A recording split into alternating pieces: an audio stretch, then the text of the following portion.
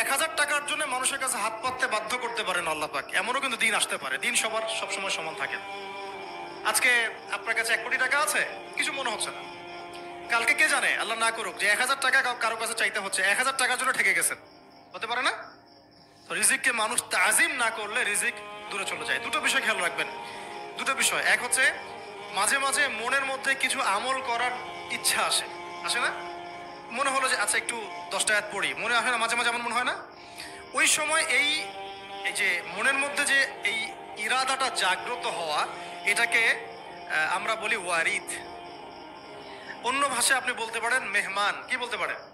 এটা আল্লাহর পক্ষ থেকে আপনার কলবের মধ্যে মেহমান হিসেবে এসেছে। এখন আপনি যদি আমলটা করেন, সেই মেহমান বারবার আপনার কলবে আসবে। যদি আপনি ওই সময় আমলটা না করেন, মেহমান চলে যাবে, মেহমান অসম্মানিত হলে পরে আর আসবে না। একইভাবে রিজিক আল্লাহ পাক দিয়েছেন, এর তাজিম যদি করতে পারেন রিজিক বেশি আসবে। রিজিকের তাজিম সম্মান করতে না পারলে রিজিক আসবে না, বেশি কমে যাবে। উসমান রাদিয়াল্লাহু আনহু সবচেয়ে ধনী ছিলেন না? কেন জানেন? কেন? এটা কি জানেন কেন ধনী ছিলেন? একে তো তিনি প্রচুর দান সদকা করতেন, এটা তো আপনারা জানেনই। আরেকটা জিনিস অনেকে জানে না, তিনি উটের পিঠে বসেছিলেন, কিছু একটা খাচ্ছিলেন, এই 2-1টা দানা পড়ে গেছে নিচে। উটের পিঠ থেকে নেমেছেন, নেমে সেই দানা উঠিয়েছেন, পরিষ্কার করেছেন, ধুয়েছেন, আবার খেয়েছেন। তার এই 2-4টা দানার কোনো কিন্তু মানে পরোয়া না করলেও চলে, তার প্রচুর অর্থ সম্পদ আছে। এত অর্থ সম্পদ যে তাবুক যুদ্ধের দিন 30,000 সেনাবাহিনীর দায়িত্ব নিয়েছেন। 30,000 সেনাবাহিনীর দায়িত্ব নিয়েছেন। সেনাবাহিনী যাবে, থাকবে, খাবে, তাবু টাঙাবে, সব দায়িত্ব তার। 30,000 সেনাবাহিনীর দায়িত্ব নেওয়া কি চারটাখানি কথা? তো এই সাহাবী এই কয়েকটা খাবারের দানা উঠিয়ে খেলেন। নবী সাল্লাল্লাহু আলাইহি ওয়াসাল্লাম বলেছিলেন যে তোমাকে আল্লাহ পাক রিজিক বাড়িয়ে দিবেন না কেন? তুমি রিজিকের যে তাজিম, যে সম্মান তুমি করো, এর বদৌলতে আল্লাহ পাক তোমাকে বেহিসাব রিজিক দিবেন। দুইটা বিষয় খেয়াল রাখবো। আমলের মেহমান হৃদয়ের মধ্যে আসলে তাকে ফিরায় না দেওয়া, তাহলে সেই মেহমান কিন্তু আর আসবে না। মেহমানকে মূল্যায়ন করলে মেহমান বারবার আসবে।